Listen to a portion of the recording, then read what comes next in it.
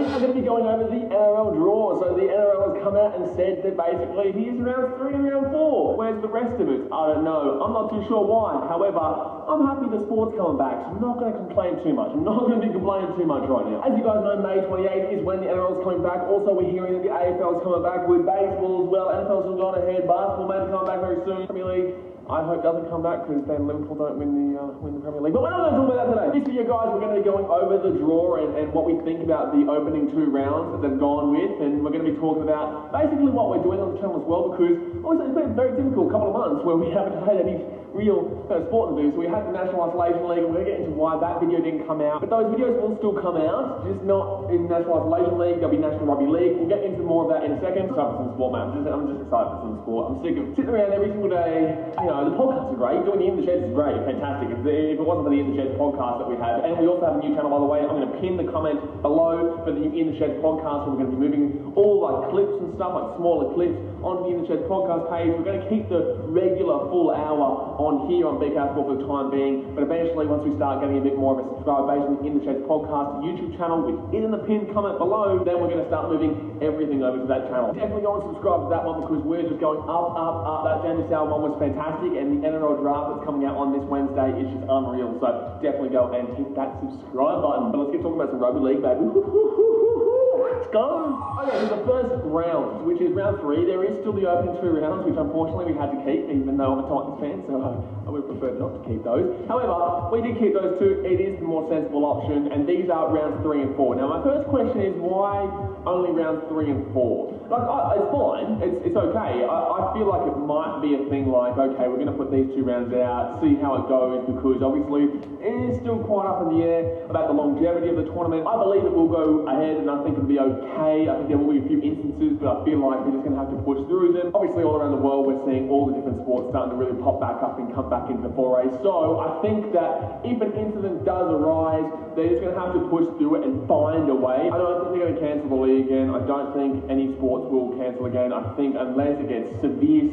But I do have confidence that no matter what, they're going to just continue with the league throughout all the pressure and all the situations that will more than likely occur. Because this isn't going to be an easy process, but more than likely, they're just going to push through, in my opinion. So I feel like bringing out rounds 3 and 4 now is basically like testing the waters, or maybe just so they can throw out something and give us something to look at.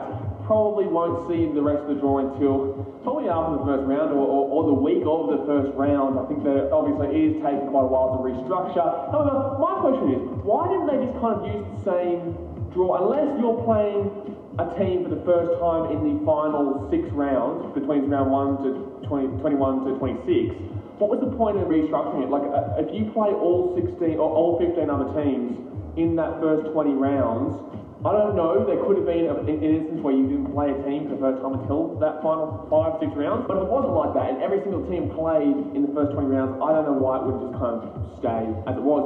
As a Titans fan, very happy, because our draw in the first 2 rounds is a lot easier. But then again, it's never really easy for the old Titans. Yeah, it's never easy. Round 3, and obviously the opening of the season is the Broncos versus Parramatta. Now that's just obvious, isn't it? That's I think the sensible option would have been to put the Roosters versus the Rabbits there. Obviously they're the Friday night game, so can't complain too much. And I guess if you look at most of these fixtures in the first round, or round 3, they're pretty much somewhat rivalry clashes. So you got Broncos and Eels, a little bit of revenge from last year. There is a bit of a rivalry brewing there. Cowboys Titans, there's no rivalry there. But it is Queensland, I guess.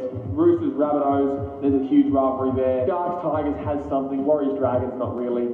Storm, Canberra, yes, there's something there. Panthers, Knights, not really. And then Manly, Bulldogs, there's something there. So there's actually quite a few teams here where there's a bit of a rivalry there, or it's brewing, or there's just some form of anger or resentment from one of the teams. And I guess that's kind of what they've gone with, to really go bang in the first round, you know what I mean? To really get back in for it. I just don't know why Brisbane versus Parramatta is that first game. I know the Broncos are looking good this year. I know Parramatta, they weren't looking good in the first 2 rounds. They did win their opening 2 rounds. That first 60 minutes against the Titans was a little bit debatable. However, they did pump away in the end after just, attacking set after attacking set after attacking set on the line of the Titans. Really good defense by the Titans to hold out for so long, but then obviously they did get flogged in the end, that final 20 minutes.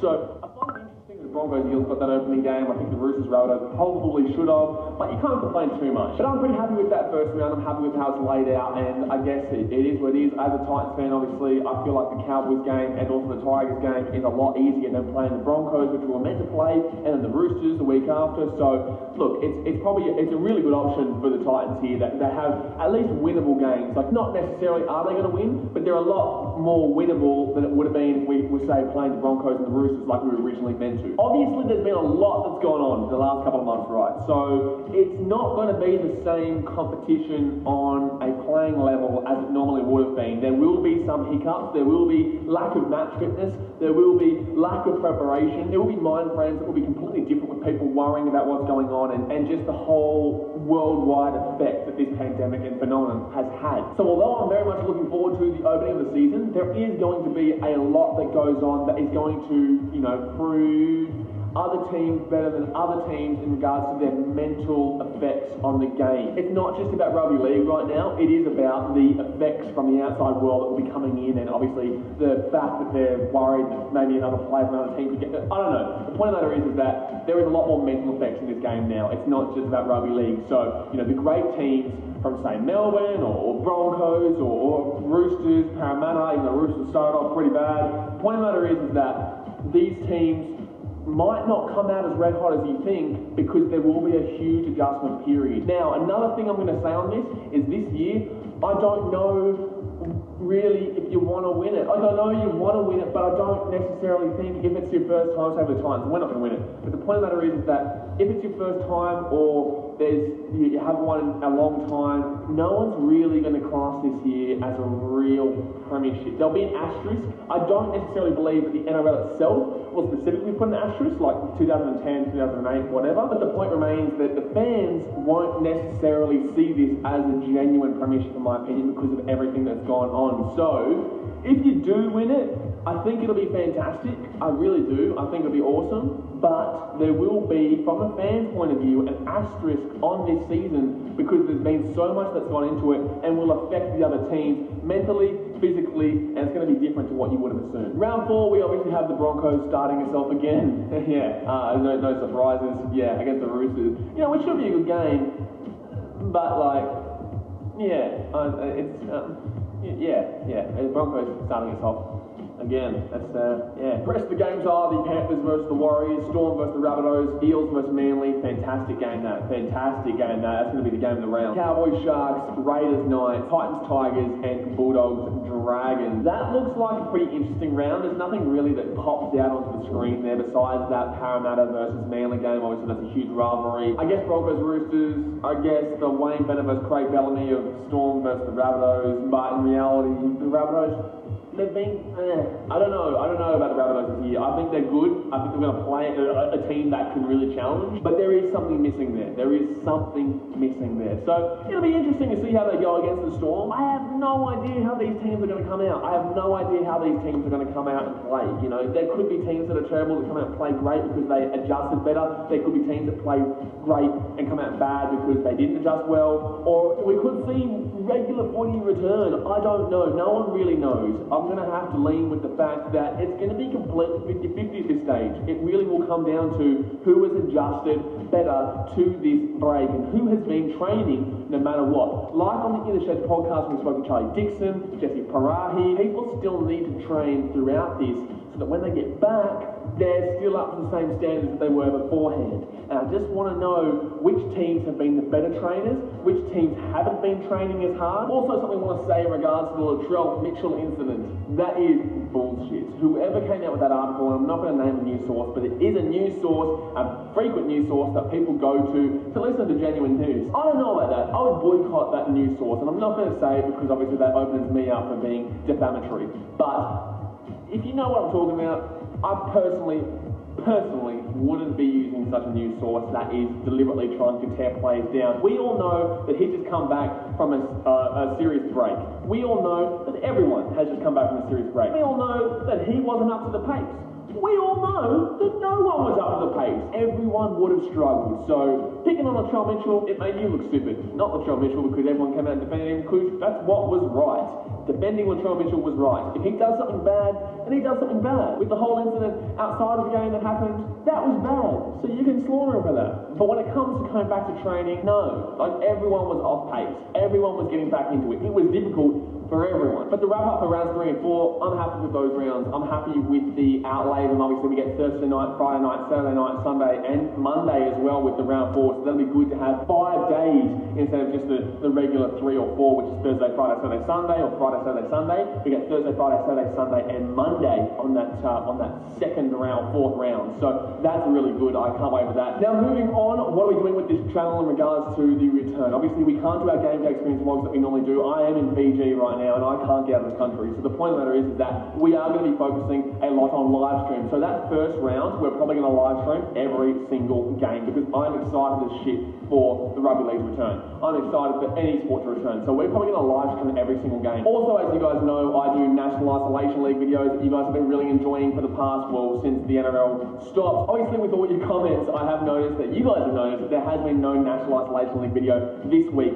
Now, that's because I find that somewhat pointless to continue this knowing that the NRL is going to come back. So there's no real point continuing that because the NRL is going to be returning. So we're going to switch from the wheel decider and the actual kind of somewhat randomizing of victories and losses and based on all those statistics, and we're going to put it over the actual NRL results. So I'm still going to be reacting as each fan base each week. I'm still going to have a news reporter each week that's going to be going over the results, but it's obviously going to be based on the actual results of the game. So that'll be a lot better because obviously it is actually genuinely what's going on. So that's still going to be here, guys. We're still going to be doing those style videos, just unfortunately we're not going to do them until after that first round because there's no point continuing a simulated season when we're not going to be able to even get halfway through that simulated season. And it frustrates me because the Titans are about to win a couple of games. Like, they beat the Warriors in round 10, so there was a little bit of a cheeky little hint for you guys, but unfortunately you guys aren't going to see that, so it is what it is. But the Titans were going to beat the Warriors. I think they beat the Dragons as well, and they beat the Sharks in a span of like 4 weeks. So it was actually starting to look good for the Titans, but we only went from